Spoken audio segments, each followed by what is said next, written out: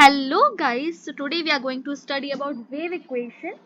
So wave equation ये है del 2u over del t square is equals to c square del 2u over del x2. ठीक है, तो इसका हम प्रूफ करने जा रहे हैं और ये हमारी वन डायमेंशनल वेव इक्वेशन है. ठीक है, वन डायमेंशनल वेव इक्वेशन. आई होप इतना क्लियर हो गया होगा. सो वी आर कंसीडरिंग कि कुछ स्मॉल ट्रांसवर्स वाइब्रेशन है इलास्टिक स्ट्रिंग में, है ना.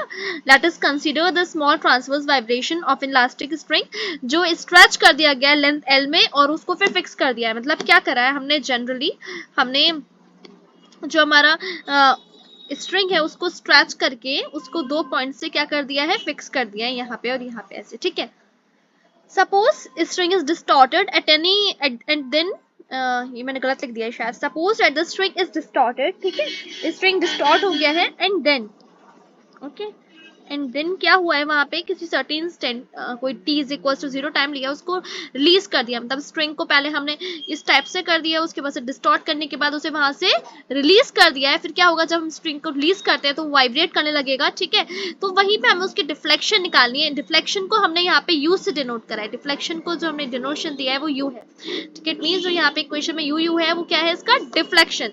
ठीक है, तो डिफ्लेक्शन हमें निकालना है. तो डिफ्लेक्शन निकालने के लिए व्हाट हमने कुछ assumptions करे हैं. फर्स्ट assumption is कि the string is homogeneous.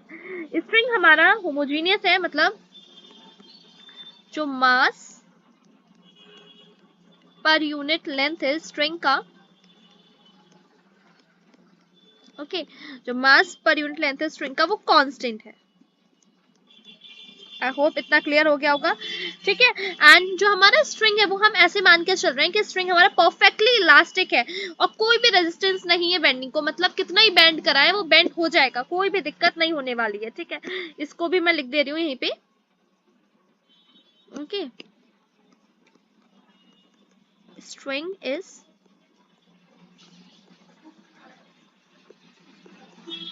perfectly elastic and offers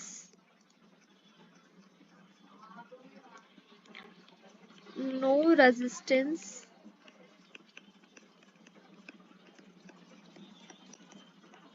to bending. I hope इतना क्लियर हो गया होगा. नाउ सेकेंड पॉइंट इज जो टेंशन कॉज होगी, मतलब अगर कोई भी स्ट्रिंग को आप स्ट्रेच कर रहे हो तो दे विल बी टेंशन ना. मतलब कोई यहाँ पे फोर्स जो लग रही है वो टेंशन जो होगी वो इतनी ज्यादा है कि हम जो ग्रेविटेशनल फोर्स का एक्शन है उसको हम निग्लेक्ट कर सकते हैं. ये हमारा सेकंड पॉइंट है. फर्स्ट पॉइंट इज स्ट्रिंग हमारा होमोजीनियस है और इलास्टिक है. इट मींस कोई भी रेजिस्टेंस नहीं है बेंडिंग के लिए. ठीक है, एंड मोशन जो है स्ट्रिंग का, ठीक है, मोशन जो है स्ट्रिंग का वो एक स्मॉल वाइब्रेशंस है वर्टिकल प्लेन में. देखो वाइब्रेशन वाली वर्टिकल प्लेन है, हॉरिजॉन्टल प्लेन में हमने कोई भी वाइब्रेशंस की बात नहीं करी है. ठीक है, तो हम यहाँ लिख सकते हैं इसको ऐसे. therefore we can say that each particle moves strictly vertically. horizontally कोई भी वाइब्रेशन नहीं है, strictly vertically. ओके, एंड जो उसका फिर डिफ्लेक्शन होएगा या स्लोप जो होगा किसी पॉइंट पर वो स्मॉल होएगा. मतलब क्या है, हमारा कोई भी वाइब्रेशन नहीं हो रहा हॉरिजॉन्टली. तो ये जो हमारा del u over del x आएगा, ठीक है, ये क्या होगा, इसकी वैल्यू बहुत स्मॉल होने वाली है. ठीक है, स्मॉल वैल्यू होने वाली है इसकी. इतना हमको समझ आ गया है. ठीक है,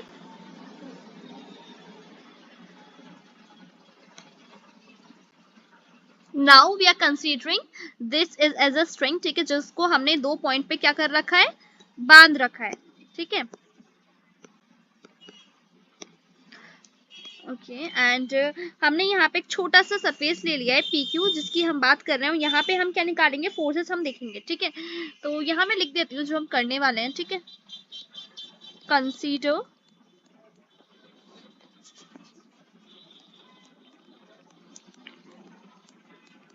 the forces acting on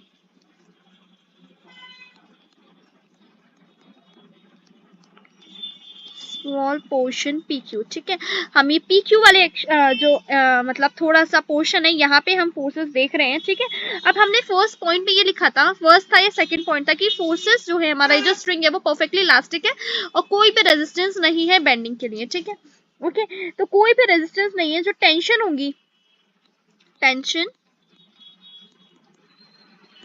T1 and T2। T1 tension कहाँ होने वाली है? At P and T2 tension at point Q respectively, है ना, आर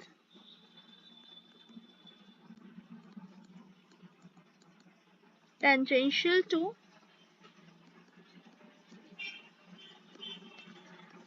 कर्व ऑफ स्ट्रिंग। ठीक है, और हॉरिजॉन्टल डायरेक्शन में कोई भी मोशन नहीं है। तो मैंने पहले यहाँ पे टेंशन की बात कर लेते हैं। P पॉइंट पे सपोज जो ये टेंशन आ रही है that is T2 Q point पे, है ना, और P पॉइंट पे जो टेंशन आ रही है दैट इज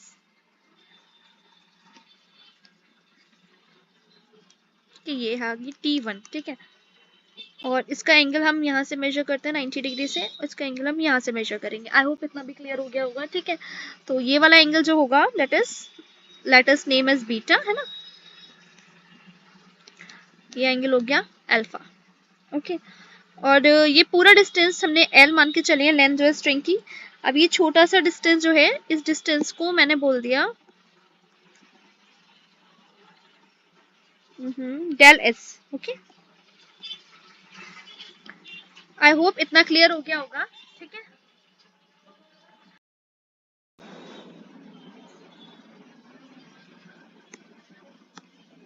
नाउ एस हमारा कोई भी मोशन नहीं है बॉडी का हॉरिजॉन्टल डायरेक्शन में, तो जो कॉस अल्फा कॉस बीटा है वो कांस्टेंट हो जाएंगे। तो उसको हम लिख सकते हैं T1 cos alpha is equals to T2 cos alpha cos beta, है ना, इज इक्वल्स टू T बोल देता है उसको। ये वैल्यू क्या हो गई? कांस्टेंट। ठीक है, उस अगर डेल एस हमारा लेंथ है पी क्यू का, तो मास उसका हो जाएगा रो डेल एस, जहां पे रो को हमने डिनोट करा as a mass per unit length of a string. ये पॉइंट 1 था हमारे एजम्पशंस का। ठीक है, उसके बाद we have to find resultant vertical force, क्योंकि हमने बोल दिया हॉरिजॉन्टल डायरेक्शन में तो कोई मोशन नहीं हो रहा, तो फोर्स कांस्टेंट हो जाएगी। लेकिन अगर वर्टिकल डायरेक्शन में हमको फोर्स निकालनी पड़े तो इन कंपोनेंट्स को हमें ब्रेक करना पड़ेगा। तो यहाँ पे ऊपर आएगा T2 साइन बीटा, यहाँ नीचे आएगा T1 साइन अल्फा। ठीक है, कॉस की हम बात नहीं कर रहे हैं। तो हम जो रिजल्टेंट वर्टिकल फोर्स निकालेंगे,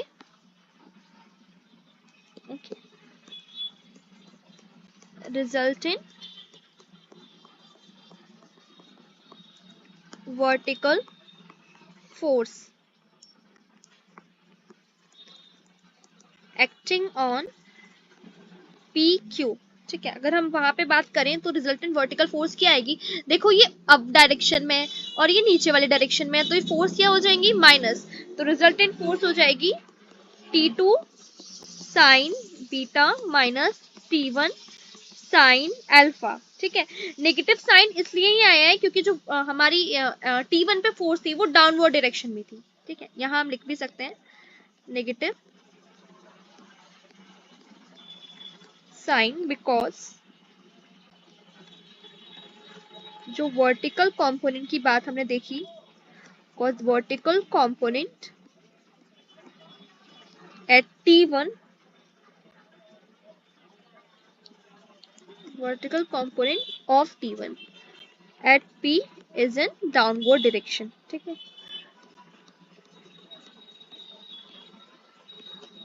आई होप ये क्लियर हो गया होगा। Now we know that Newton का जो सेकंड लॉ होता है that is F is equals to m a, है ना, यही तो होता है F is equals to m a. तो हमने जो वर्टिकल फोर्स की वैल्यू निकाली है वो क्या है? T2 sine beta minus T1 sine alpha, है ना, इज इक्वल्स टू मास अभी हमने निकाल रखा है पीछे। मास का वैल्यू क्या था? हमारा मास था रो डेल एस, तो रो डेल एस।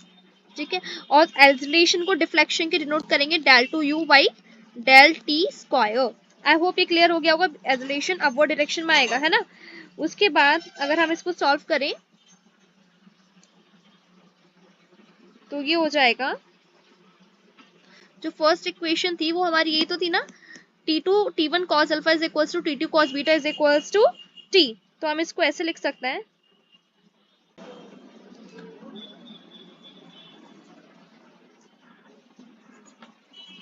मतलब इस इक्वेशन को अगर मैंने T से डिवाइड कर दिया तो यहाँ मैं लिख देती हूँ dividing by T on both sides. ठीक है, अगर मैं टी से डिवाइड करूंगी तो यहाँ पे आ जाएगा T2 sine beta over T minus T1 sine alpha over T is equals to rho del s over T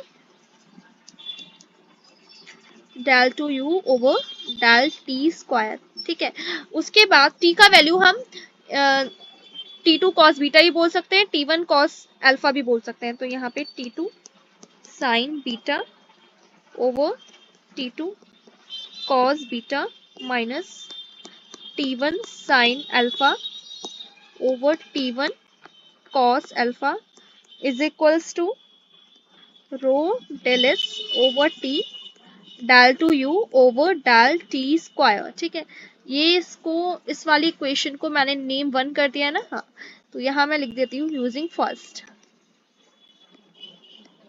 I hope इतना क्लियर हो गया होगा। नाउ वी नो T2 से T2 यहाँ कट गया, साइन बाई कॉस क्या हो जाएगा 10 tan beta minus tan alpha is equals to over T del two u by del t square. ठीक है, अब यहाँ पे जो स्लोप है वो बहुत छोटा है, तो मैं यहाँ पे डेल एस की जगह डेल एक्स भी लिख सकती हूँ। ठीक है, कोई दिक्कत थोड़ी है।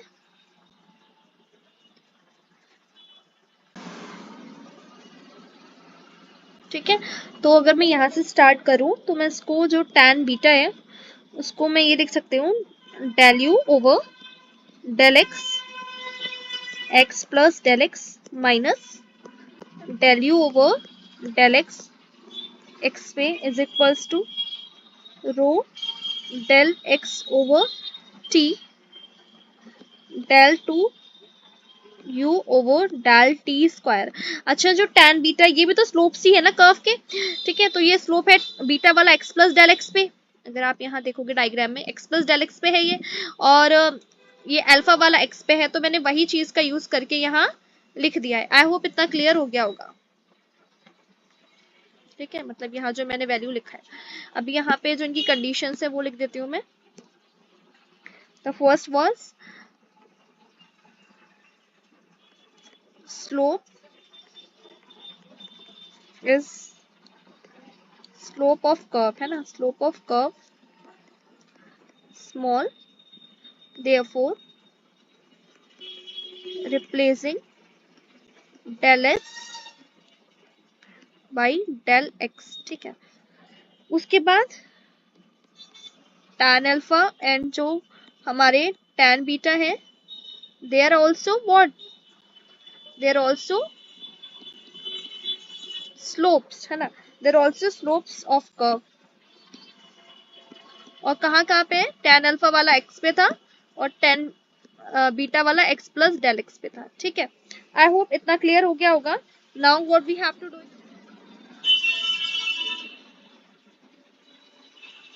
नाउ ये जो डेल एक्स है ना हमारा, वो मैं इस इक्वेशन के नीचे लेके आने वाली हूँ। तो मैं इसको ऐसे लिख सकती हूँ del u over del x x plus del x minus del u over del x x, और इसके नीचे आ जाएगा डेल एक्स, और यहाँ हो जाएगा rho by T del two u by del t square. ठीक है, उसके बाद डेल एक्स को हम 0 पे टेंस करा देंगे तो ये इक्वेशन बन जाएगी।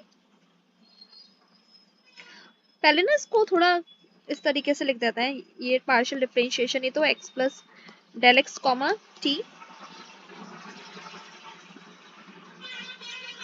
Minus u x comma t over del x is equals to rho by T del two u by del t square. ठीक है, now what we have to do, del x को हमने 0 पे टेंस करा दिया, तो equation del two u by, because इसको ऐसे लिख सकते हैं ना, ये क्या हो जाएगा del by del x del u by del x है ना, is equals to rho by T del two u by del t square. ठीक है, जिसको मैं लिख सकती हूँ del two u by del x two is equals to rho by T del two u by del t square, ठीक है।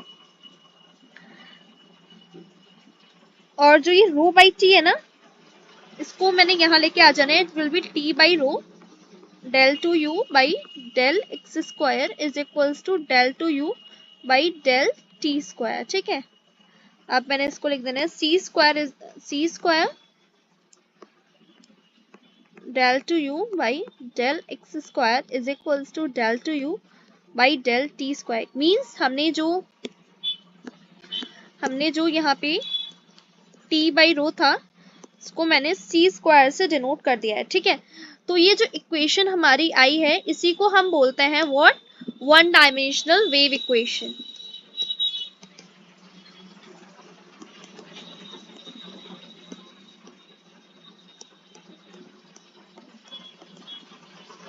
ठीक है, आई होप ये समझ आ गया होगा। अगर कोई भी इस इक्वेशन में डाउट आ रहा हो तो आप लोग मेरे को इसी वीडियो के नीचे कमेंट कर सकते हैं। और अगर थोड़ी भी हेल्प मिली हो इस वीडियो से तो प्लीज सब्सक्राइब कर दीजिए इस चैनल को और इस वीडियो को लाइक कर देना, ठीक है। एक बार मैं दोबारा इसको दिखा देती हूँ कि हमने फर्स्टली कंसिडरेशंस ली थी, उसके बाद हमने डायग्राम बनाया, हॉरिजॉन्टल कंपोनेंट को कांस्टेंट करा, वर्टिकल कंपोनेंट की वैल्यू निकाली, देन जो हमारा ये न्यूटन का लॉ है, सेकंड लॉ, वो लगाया था यहाँ पे, ठीक है। Newton second law of motion, ठीक है, वो लगाया, वैल्यूज पुट करी, टी से डिवाइड कर दिया था इक्वेशन को, और उसके बाद हमारा आंसर आ गया था। आई होप ये वीडियो आपको पसंद आई होगी। Thank you.